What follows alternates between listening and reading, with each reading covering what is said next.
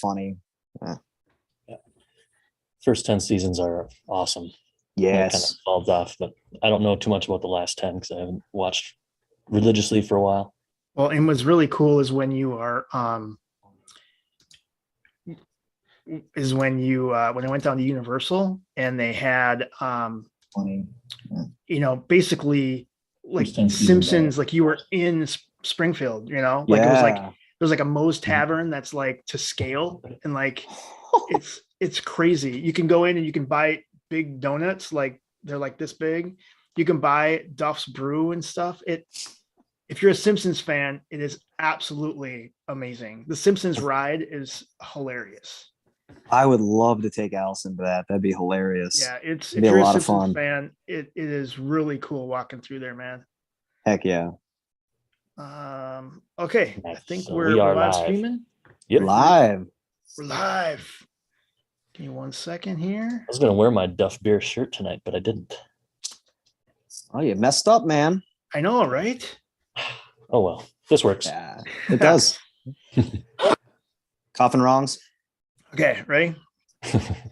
Casket ready. Welcome to episode 81 of the Thrash Report. This is for Tuesday, March 29th, 2022. This is your weekly music commentary podcast where we discuss all things metal and heavy music.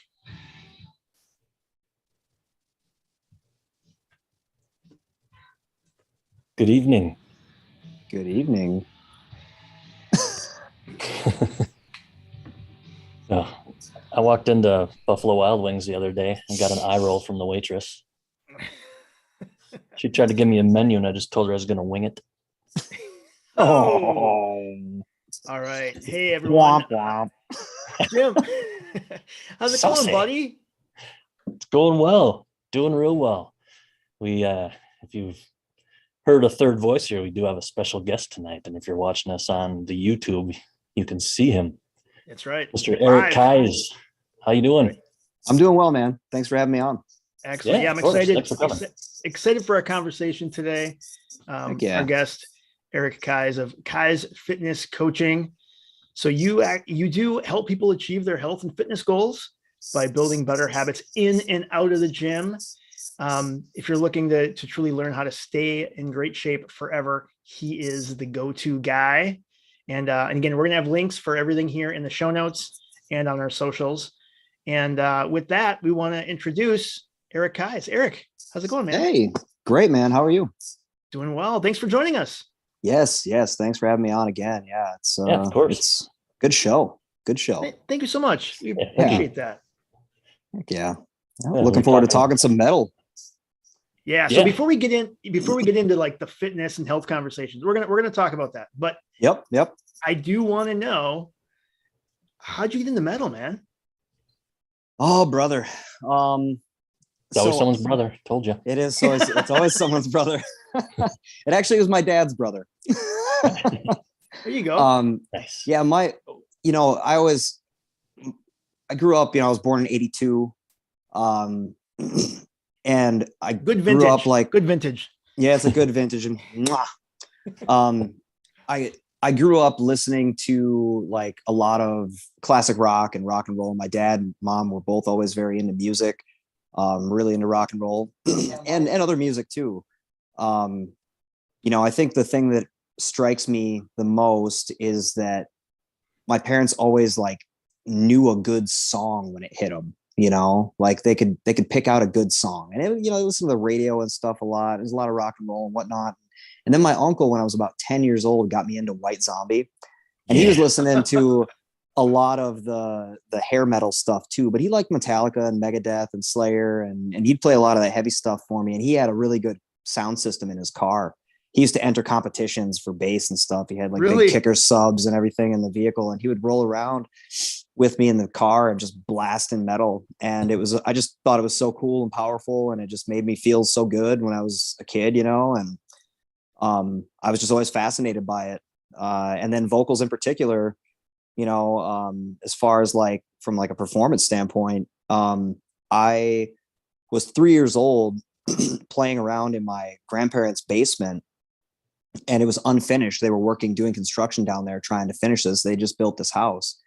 And my grandma walked downstairs and she heard a voice in one of the bedrooms, and the door was closed and there was no handle on the door. Well, she walked in and I was actually singing into the door handle, like a microphone, dancing around the room and stuff. So, I mean, I've wanted to be an entertainer of some form and like get involved with that since, it's just kind of like in my bones, I guess. I don't know how a 3-year-old picks that up, but that's what was going on. And That's from then awesome. on, it was just a fascination, and different genres of music, and metal in particular struck my fancy because, especially by the time I was like 10, 11, 12 or whatever, I was started to be kind of an angry kid. And it sort of helped me feel, related to, and all those things, all the reasons why we all kind of love this, but yeah, that's kind of how I got into it. And then from there, I started getting into bands and being like a performer, about high school age, right around there. That's awesome. Tell us more about that. Started my first band when I was 17, just with a couple of friends. And I knew what I wanted at the time. Nu metal was really all the rage. So I was really listening to a lot of like Korn and that kind of stuff, Mudvayne, Slipknot, a lot of that whole area, Machine Head, stuff like that. And so I knew I wanted something in that realm. And at the time I wasn't screaming all the time. I was kind of doing a weird clean vocal, wasn't rapping. I didn't fall into that trap. I know my lane. And and so I put this band together. I worked at it for a while. I think that once you decide to be a musician, you just have to deal with lineup changes forever. So of course it's hard to find, especially when you're growing up in a small town, hard to find other musicians to play with. I moved some people around. And where was that? So I grew up out in Monticello, Minnesota. Okay. Yep. So about 30 miles dead center on I-94 between Minneapolis and St. Cloud. Got it. And I moved some people around, got some stuff switched up. And then when I was a senior in high school, I'd finally got the right people in the right places and stuff. And hadn't played any shows yet, but the group I had together, we worked really hard on one song. We were like, we're going to win the talent show at the high school. We're going to do this. And I set my mind to it, and really, we nailed stuff down pretty decent for what level we were at and everything like that. And we played, and sure as shit, we won. Nice. We won it, and it was a lot of fun, and it put a lot of confidence behind me. It was a lot of validation behind that. And then I just kind of picked up and went from there. Got my brother to join the band. A week after that talent show win, we actually put on a show in my backyard at my parents' house. My parents left for vacation. We flyered the whole neighborhood, the whole school, and we put together a backyard show. We made sure that I had security people working, actually, making sure that nobody was doing drugs or anything like that. I let the cops know we were going to do it. All the neighbors knew we were going to do it. So everybody was cool. All was copacetic. And we charged $2 a head at the door. And we had it in the backyard. I got another band from out of town to play. And we actually made enough money to buy my brother an actual 4x12 crate head and 4x12 cab. Like we made like $700 or something like that. We had a whole bunch. We were selling food. So I don't know, between the music part of it and then the business side of it, like I've always had this weird entrepreneurial spirit too. So like it kind of all plays together, which is why, starting the fitness stuff, I know we'll talk about that later, but it kind of directly relates back to the metal thing too. So yeah. Very nice. That's very cool. Yeah. Now, from there, I picked up and played with a bunch of different bands in the cities, and toured around a little bit, and put out some records, had some fun. It was a good time. Cool, man. Yeah. So I got to see you last Halloween with your most recent band. Oh, really? Yeah. Yeah. Winona Metal Fest. That's right. That was the last show I played. Yeah. Yeah, it was good. Thanks, man. Yeah, it was good to see you there. It was a fun time. Yep. A lot of cool bands. Yeah, it was. It was good. So you mentioned White Zombie as kind of one of your first metal bands. Is that still?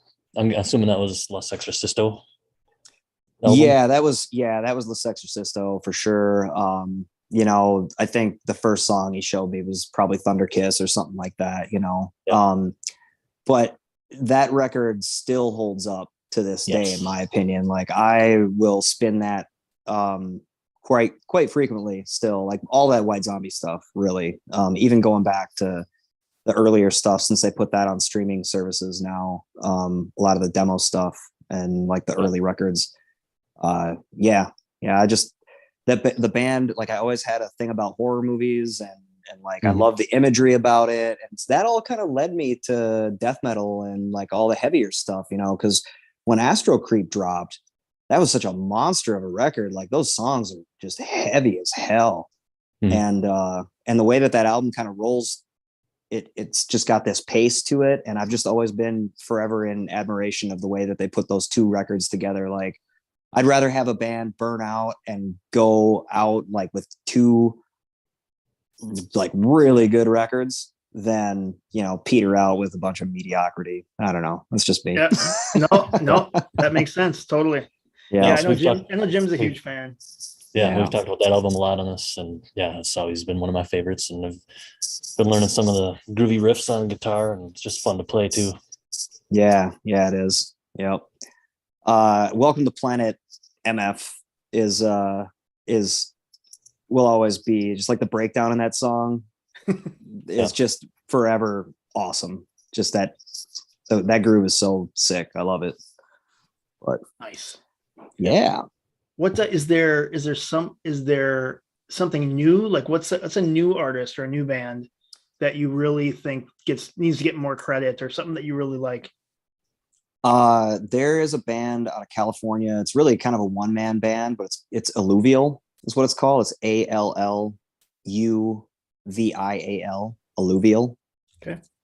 And it's Wes Houch, who at one point I believe was like a part of the Faceless and a couple other bands like Animosity way back in the day, in like the early 2000s. That's a band out of South California, Southern California. And this kind of was his project. And the first record didn't have any vocals on it. Now the second record that they put out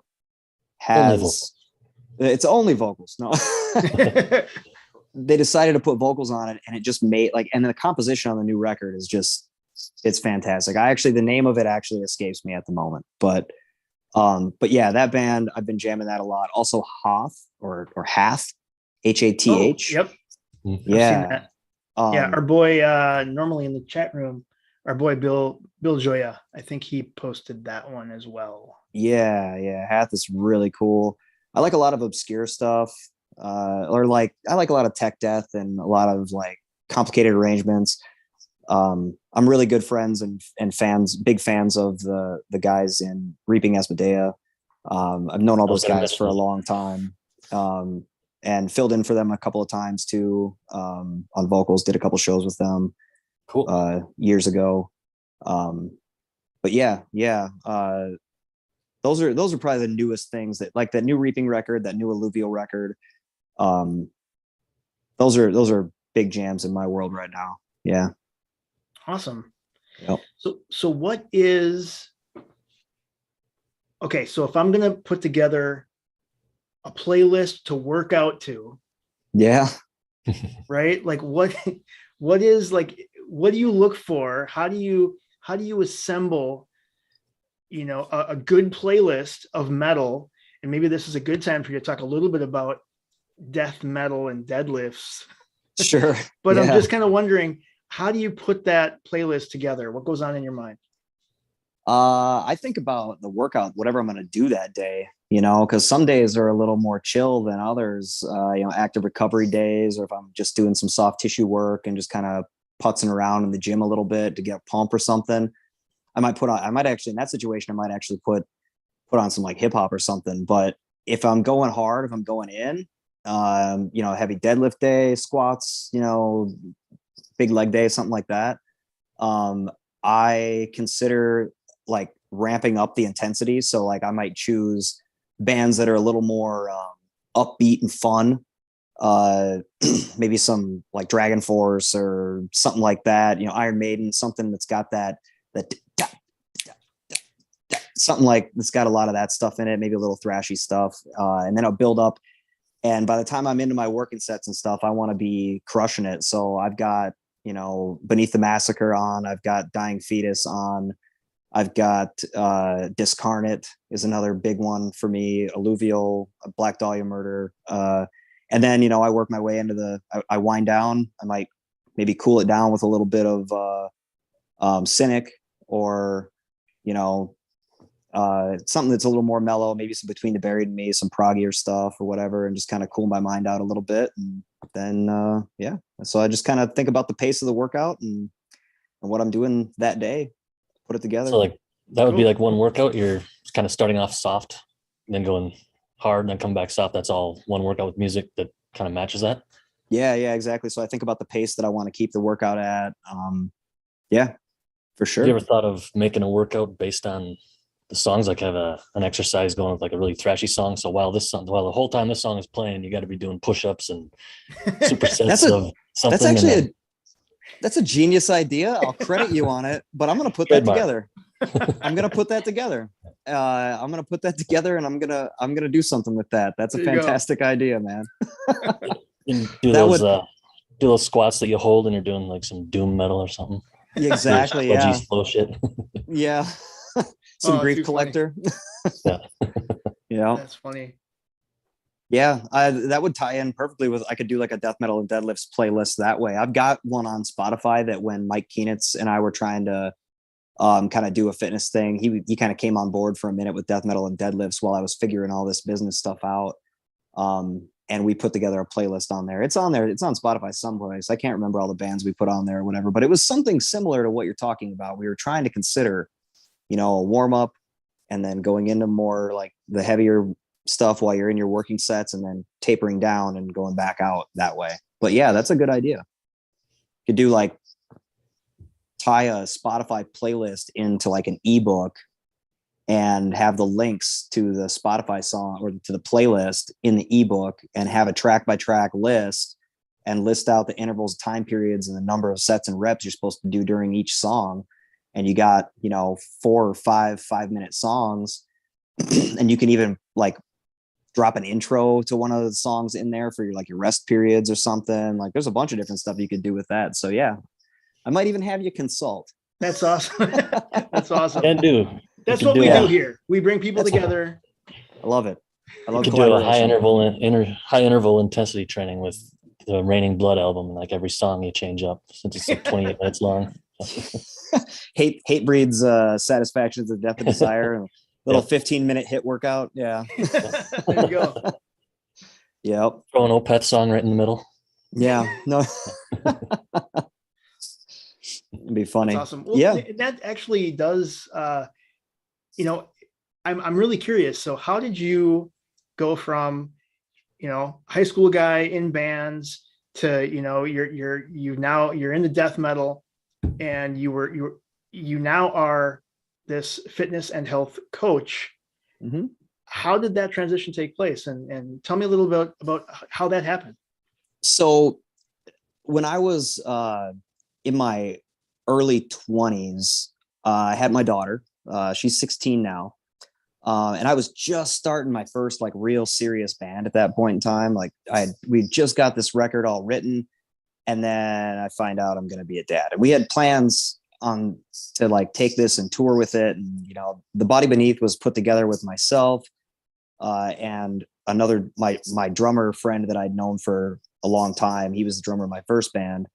And he and I got together with Nick Kolzicki, who was in Anal Blast and Terrorism and like all these other bigger bands. And he toured a lot. So he was playing guitar. And then Ned Teach, who was in with Dead Hands Rising, which is another like pretty monumental band influentially for me. They were from the Twin Cities area. And they really don't, that band with Dead Hands Rising does not get enough credit for what they gave to particularly the Midwest, but really their albums all over the place. Like they were way ahead of the curve on a lot of stuff that ended up becoming real popular. And unfortunately, they like, they're still a band now, but like they just didn't get up to the level that, you know, they would have become a household name or whatever. But still made a huge impact. So it was cool to be in a band with two guys that I kind of looked up to, you know, it was crazy. And we, you know, so I find out I'm going to be a dad. We're going to do this record and everything. And I, you know, a couple years go by and we go through a bunch of lineup changes and everything. And my personal life and my music life, you know, I had split with my kid's mom by this point, and I was just going through it, man. Like I was not treating myself well.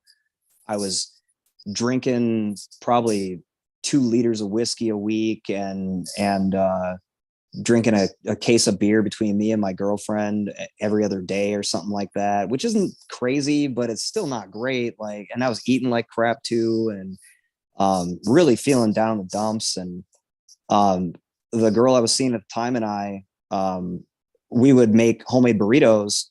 And I was eating a burrito on the couch. I was 27 years old. And for a long time, I thought it was a heart attack that I experienced in this moment. Oh my But God. and I was working a lot back then. I was doing a lot of retail management. I was in the process of building a new store for Checker Auto Parts and like hiring a staff and doing all this crazy stuff. So I was just my stress was just way up top, and I didn't really realize it till a couple of years ago. But I had my first panic attack. But at the time, I thought it was a heart attack, and I didn't really do anything about it. I just kind of sat there and took it. And then I went to the doctor about 2 weeks later because I was getting winded walking up a single flight of stairs. And the doctor told me, oh, you could have had a cardiac thing, but it could have been a panic attack. You know, they ran an EKG and said it was fine. They wanted to like, just for whatever reason, they wanted to like, just in case, put me on a statin. And I was like, well, if you don't know this was a cardiac event, we're not getting any, you're not going to put me on a statin just for the heck of it. Like, that's not going to happen. I just kind of made a decision in that moment that I saw kind of how things were going to unfold for me if I continued down the same path. Decided to make a change, started putting myself together. I went and got a pull-up bar, and actually Daniel Copy, from the drummer from Reaping Asmodea, you know, he and I are pretty good friends, you know, and he invited me down to Gold's gym that he goes to, and he put me through my first workout, and he kicked the living hell out of me. And but the thing he did the most, and I'm beyond grateful for this, for, you know, I basically owe my life in fitness to his, like, he encouraged me in the moment, and the encouragement was what set the stage for me to pick myself up and move forward. I was through that encouragement and through him showing me that I could do it, that I could totally do it, you know, that changed my life on a level that I don't even think that Daniel really understands, you know. Like, I mean, I was so stressed out and in such a terrible place at the time that is one of the things, like one of those pivotal moments that, you know, it could have gone either way, really. And so I'm really grateful that it went the way it did. And from there, I picked up a passion for fitness. And then beyond that, I went ahead and naturally, you know, I wanted lifting partners and people to go to the gym with me. So I started encouraging my other friends or finding other friends to come with me. And through that, then I started showing people what I was learning. And then, you know, 15 years later, here we are. You know, in 2020, when the pandemic hit, I had found myself, I was divorced, jobless, and homeless. I didn't have my name wasn't on a lease. I was sleeping on a buddy's couch, and not, I didn't have anything really. My whole life had kind of fallen out from underneath me. And I just kind of was like, why do I keep getting into these jobs where I'm making these other people this money, and I'm not seeing and I'm not doing what I want to do. I'm not helping anybody, you know, I'm being involved with people, but I'm not making an impact. And so I just decided, you know, I was like, well, I'm just going to do this, see if I can do it. And got my PT cert. You know, I had a lot of help from a lot of friends, a lot of family helping me pick myself back up and put myself back together. But ultimately finding my purpose within this business of helping others, and, you know, a lot of therapy I went through and stuff. I found out after, you know, I didn't know what was going on with me my whole life, why I would have these big ups and downs and stuff. But they determined that through some stuff in my childhood that I had PTSD, and that I was undiagnosed bipolar. Wow. And yeah. And so it kind of, once I had that diagnosis, then I had a path and I had a solution, and I was able to learn how to, you know, cope a lot better. And that gave me, again, that like foundation to be able to build momentum off of, to start this business and to start helping people. And that's really what I'm determined to do. I'm determined to help as many people as possible. Particularly, I really like working with fitness beginners. That's really people that either have been adverse to the gym environment or fitness environment for whatever reason. You know, they view it as toxic or this, that, and the other thing. Whatever reason they have for not enjoying it, I like to show them that they're wrong. Yeah, just, and that it's what's good for them. You know, it's that we have to take care of ourselves in this life. It's our responsibility to take care of ourselves, to be there for our families, to own up when we make a mistake, to, you know what I mean? Like, it just, and you can take in my opinion, you can take the lessons that you learn in the gym, the very idea of progressive overload is an absolute metaphor for life, because it never gets any easier. You have to get stronger in order to deal with these things that come at you. And you can take the lessons in the gym, and when that big stick of life comes around to whap you in the nose and bloody you up, you're a lot more resilient, because you know that you've been under the weight and you've persevered. And it's not a direct relation, you know, but anybody who's been lifting for any period of time or in fitness knows that it's one way to keep resilient, not to mention the stress management and all that kind of, all the other benefits around it. But yeah, right. So that's kind of how I made the leap, to not, you know, kind of end that tangent, I guess. No, this was awesome. No, this was great. So in addition to being physically fit, you know, going to the gym and, you know, doing those workouts, you mentioned out of the gym as well. Yeah. Talk a little bit about how much eating healthy contributes to that. Oh man. When I say out of the gym, I don't even just mean the nutrition side of things. I mean the way we take care of our minds, the way we think about ourselves, and got it. Our, like, period, bottom line, cut and dry. Your relationship with yourself is the most important relationship you're ever going to have in your life. And if you constantly are looking at yourself and comparing yourself to others and beating yourself up about every little thing, which is something that I definitely have been guilty of in my life, a perfectionist to a fault, where you can't even try because you're so afraid that you're going to fail, that you're just paralyzed by your own, you know, by your own mind, basically. That kind of relationship with yourself is just diminishing to you and everyone around you. You have to be mindful, especially in this day and age. We live in an age of a lot of stress. You've got to have some mindfulness. You've got to have some emotional intelligence and some ability to, I mean, if you want a perfect example, like what happened, you know, I hate to bring it up, but like what happened the other night at the Oscars, that's a perfect example of like losing your cool. That there was no reason that he should have stepped on that stage and smacked that dude. Like, it's just, you know, he should have, even if Jada like gave him that look, he should have just been like, it was a funny joke. Right. You know, sorry, sweetie. But look at how many metal memes it gave us, though. That's true. It's true. It did give us all those slap memes, and we'll be forever grateful for that, I'm sure. But yes, you're absolutely right. But so when I say out of the gym, that's one of the things. So I incorporate in my programs, I incorporate mindfulness meditation, particularly breathing exercises are very foundational in what I do. And I use a method that was popularized by a gentleman named Wim Hof. You might be familiar with him. So I have that practice in my programs typically, and I practice that myself daily. But the nutritional side of things absolutely plays a role.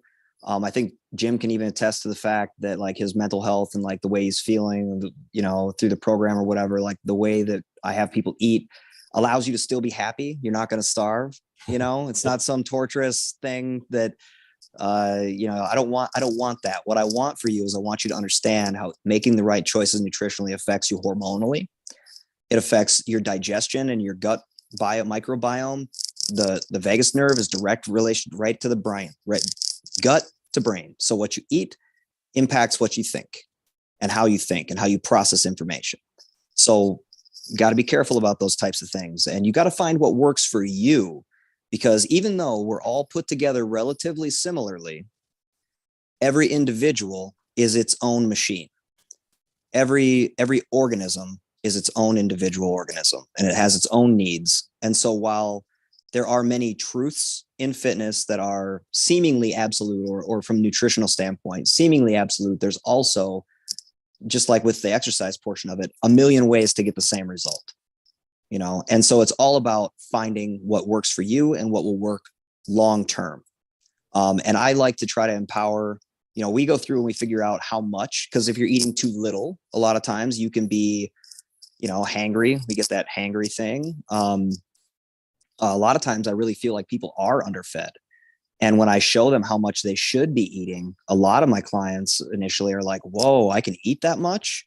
Like, yeah, you don't want these 1,200 calorie diets. It takes a lot of your maintenance calorie, your body just to run and operate, keep the lights on, takes most people easily over 2,000 calories. Easily. I'm proof of that. I don't know. I blogged about it. You may have heard of the website or the app called Healthy Wage, where you bet against yourself on how much you can lose over a certain period of time. Yep. And I had to reach my goal weight by a certain amount of time. And there was like these last 4 or 5 pounds that I was trying to lose to get to my goal weight.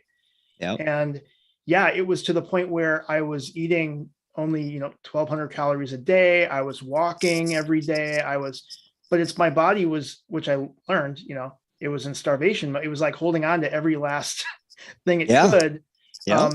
And I felt horrible. My digestion was screwed up. I actually had to go to the doctor. And I mean, not to get too gross, but it's like I had an impacted bowel. I mean, it was bad. And so yes, right there. I learned a lot about how my body reacts to things, and that it was very unhealthy anyway. Yeah, no, I mean, so many people out there are losing weight without the longevity piece in there. They're thinking about 6 weeks or 4 weeks. I'm on a 4-week plan or whatever. Forget that, man. Like, 12 weeks is what I try to, start as my lowest amount of time working with a client.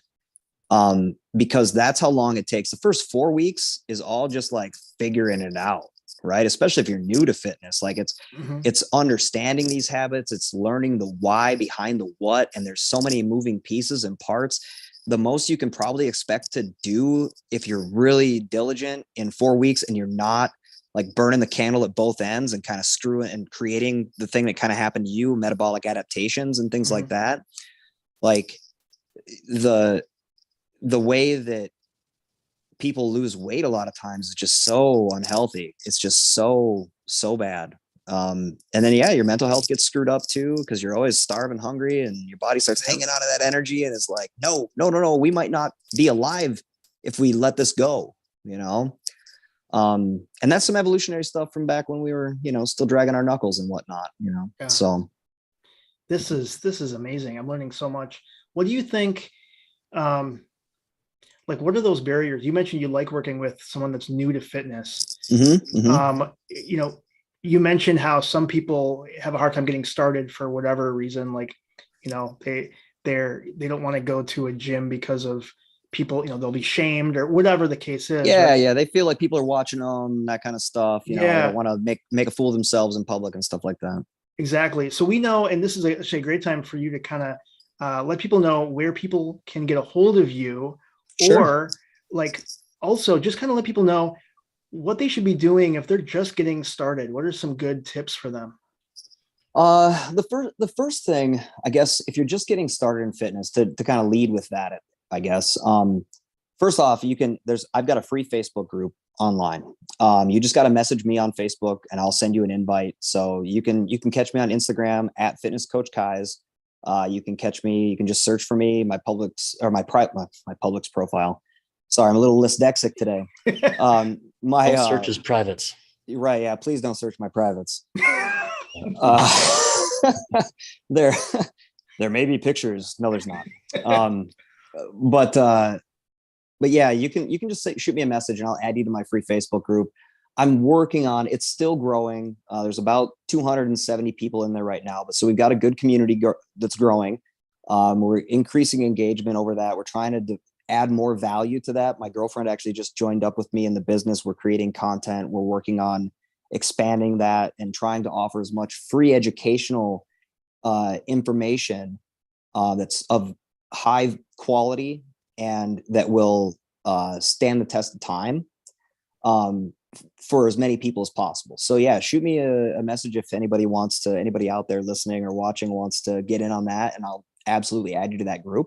And then feel free to shoot me questions directly. If you see something on my page or you have a question, my messenger is always open. Slide into those DMs, let me know what you need and I'll do my best to help. If I don't know the answer, I'll be straight up with you. I won't try to feed you any BS or nonsense, and try to dance around or anything. I want to help people. So I'll dig in and I'll do some research if I have to, and I'll figure it out. And I'm not going to be like, oh, you owe me money for doing that. No. We're here to help. That's great, man. If you want to work with me in person, that's cool. We can do that. And we'll make sure that I'm appropriately compensated. That works with your budget and stuff like that. Figure out a way to make it happen. But yeah, that's the way people can get a hold of me and get some information if they have questions and stuff. Yeah, and you mentioned those videos that you guys are doing. I think those are cool because seems like a lot of times they're addressing stereotypes and things that just aren't true. Which I think is very important. Cool. Yeah, that's one of the things that I really want to do the most is I really want to break down, because there's so much information out there, right? And there's so much bad information out there. Yeah, so much misinformation. Yeah. It's insane. I scroll through Instagram and I'm surprised. Do I have any red marks on my forehead? Because I've been just face palming all day. I go through Instagram and I'm just like, oh my God. The stuff that I see, especially TikTok's the worst, man. Part of your social media workout or something. Just yeah, right. Yeah. What you're gonna do is dumbbell face palms. You're going to scroll Instagram for 20 minutes. And every time you see something fitness related, you're just going to slap yourself in the face. And that's the workout. I think that people getting started in fitness, to kind of go back to that, people getting started in fitness, they've never done it before. A couple things to kick things off. First off, you don't have to join a gym right away. You don't even have to join a gym at all if you don't want to. It's totally fine to work out at home. In fact, calisthenics and body weight work is probably where you should start. Because if you can't control your own body, you can't really control weight. And now I'm saying that, but for some people, machines, like if you are of a certain size, if you've got a certain health situation going on, body weight's not really an option.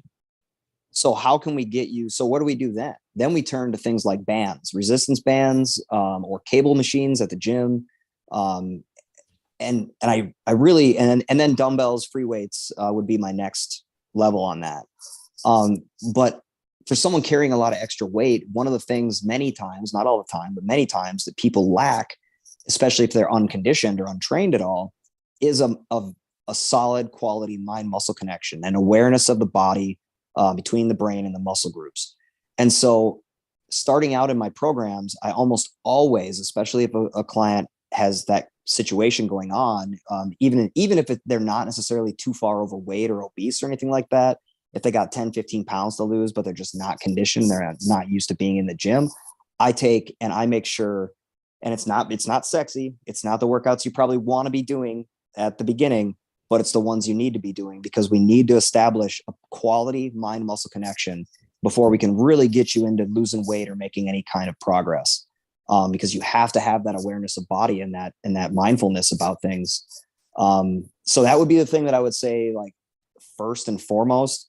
And I can comment on that because, like I mentioned last week, and you mentioned a little bit earlier, I'm going through your program right now. I'm on my last week, and I thought I've done plans before and stuff, and I've lifted a bunch in the past, and I thought we just kind of like jump right in and start doing all these heavy weights and all this stuff, but just kind of walked in and doing like our own body weight and the bands and stuff, and I was surprised at how it felt. Just doing the exercise itself does something to the body. It makes your blood run and you feel good, but I was sore too. It felt like it didn't really do anything, but yeah. Then just all the different kinds of movements instead of, join my club, we'll do curls, we'll do squats, we'll bench. But there's moments of those, but for the most part, it's movements, and I feel great. Yeah. My biggest focus, I try to, because like you're my like ideal client, right? Like you've lifted before, you've got some history there. You've done, like you said, you've done programs and stuff like that, but you had kind of taken some time away from that. You kind of got away from the habit, and then we wanted to rebuild the habit. Well, the thing about jumping into it right away and lifting these heavy weights and stuff, so many times I usually give it a person who's untrained like that, or has lacked condition for a while. I usually give it about three weeks. If you start a program off like that without easing things in, adherence goes down after 3 weeks, 3 to 4 weeks. Compliance is down, results are down, mindset's down, everything's down, because they're friggin' hurt most of the time. You're just jumping into it. All right, man, you got 3 sets of 12, one-to-one set, straight sets, supersets, whatever. You got this coach throwing all this crap at you, and you're not really getting supported, and your needs as the client, or as the person on the receiving end of this programming, your individual needs aren't really being assessed or adhered to. You're just kind of, it's this cookie cutter thing. It's this dude that's gotten these results for all these types of people, and you see these pictures on their pages and stuff like that, and that's cool and all, but like, did the person who completed the program walk away actually learning something where they feel confident that they could take and do that again themselves and keep repeating that process again? Did they gather the education and the connection to their body and their mind and their spirit to make sure that this isn't just like a flash in the pan kind of thing? Did we do the work to build the habits? And most of the time in a lot of those programs, I say no. I say that that's not the case. So that's why I definitely try to focus at the beginning on building the habit of showing up first and foremost. Don't focus on all of it at once. I think as far as nutrition and stuff like that goes, people seem to get overwhelmed about, we got to track everything. No, take a step back, prioritize protein first, and track exactly how you're eating right now without changing anything, to see where you're at versus the macros that we establish you should be eating. So we got to know where you're at first before we know where you're going to go.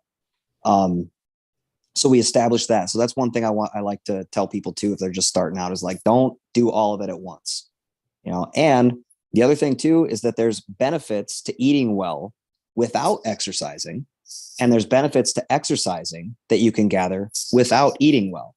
So if you're looking for more of the physical exertion, like the mental health aspect of working out or exercising or training, however you want to classify that, then by all means, work out, work on your diet as you go, prioritize protein, pick up some solid protein powder and, some steaks and some quality protein sources, and just focus on that for the first month, and then start paying attention to your carbohydrates after that, and gradually work your way into it. And then seek out good sources of information. We live in an age where there's all kinds of info out there. Start doing some digging, figure out for yourself a little bit what makes sense for your body and what makes sense for your needs, and reach out to some folks that work out a lot and talk to them and have conversations with them and that's why joining a group like the Facebook group really helps in that way. Have a community, get some community, get some accountability, healthy community, great info. right? Not someone that's going to shame you. One thing too. So what I'm hearing you say really is to, break. Don't try to boil the ocean all at once. Yeah. Right? Take little baby steps as you look at your health journey. No, that's great advice. I love that.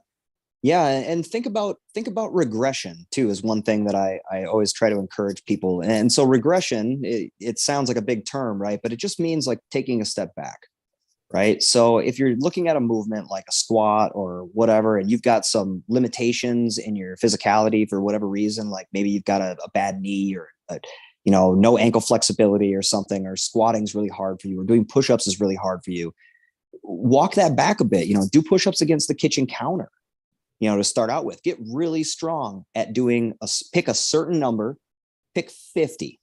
You can break them up into cluster sets, do them 5 at a time, do 10 sets of 5 throughout the day. Start there. It doesn't have to be big.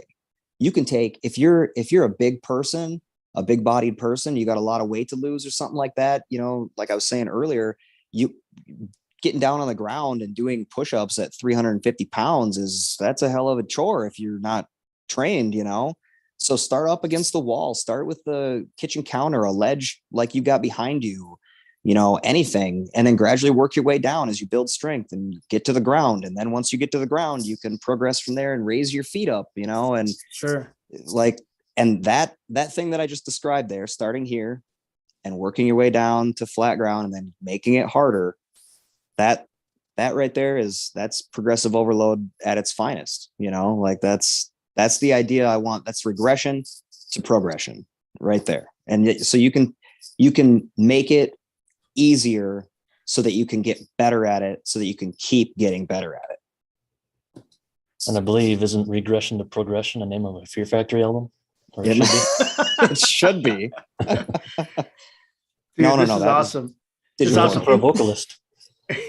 And we are, we actually, Eric, we do got to wrap it up. Can you believe we've been talking for almost an hour? But you know what? It's been awesome.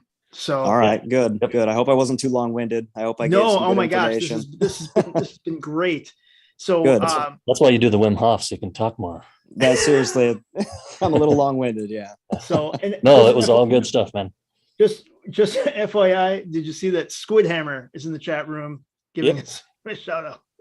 So hey, just wanted to before we wrap, and I thank all of our listeners. I want to also let's just let people know once again where they can get a hold of you if they want to reach out and have questions or join your group. Where can they find you again?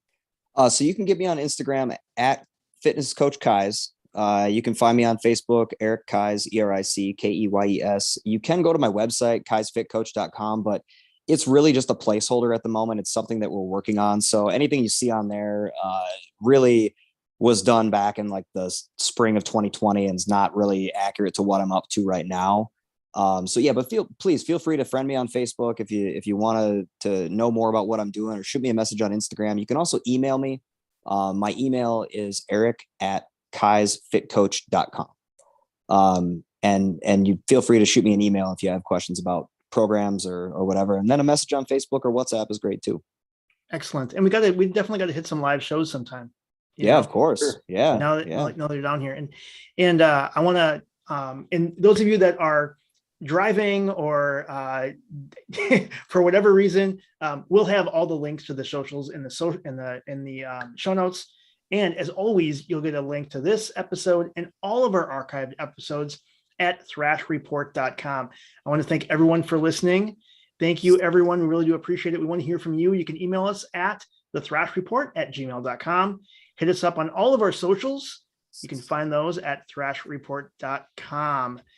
Thank you to our special guest, Eric. Thank you so much. Thanks again for having me. It's been a great time. Yeah, thanks again. Yeah. See you next time on the Thrash Report. See you guys.